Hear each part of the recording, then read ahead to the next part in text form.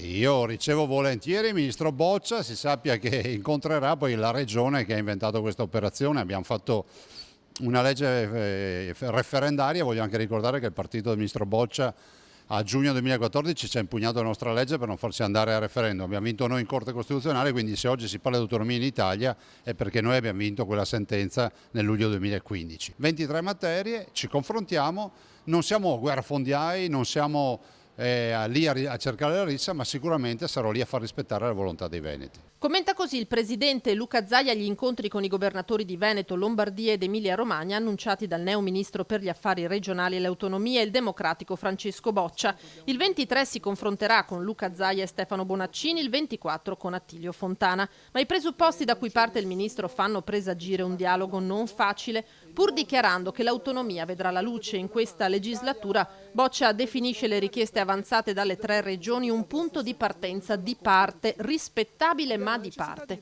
È necessario non rinviare nulla, continua il ministro, affrontando subito i nodi rilevanti. Ribadisce che l'autonomia sarà credibile se sarà l'effettiva attuazione del principio di sussidiarietà. E la verità è che i governi, me lo lasci dire, fino ad oggi non hanno mai presentato la loro idea di autonomia. È come andare dal notaio, avere un contratto da sottoporre per la controparte ti dice: ma no, io non sono d'accordo sul tuo contratto, lo firmerei diverso. Allora, dimmi cosa faresti. No, ma non sono d'accordo, continua a dire così.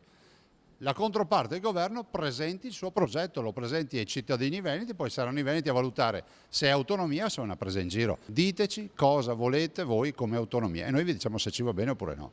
Zaia replica anche al nuovo ministro per il Sud, Giuseppe Provenzano, che intervenendo su Radio Capital ha accusato i promotori dell'autonomia di voler spaccare in due il paese. Ma non ha capito che essere ministri del Sud non vuol dire parlare male del Nord e fare di tutto contro il Nord, perché è un ministro della Repubblica Italiana.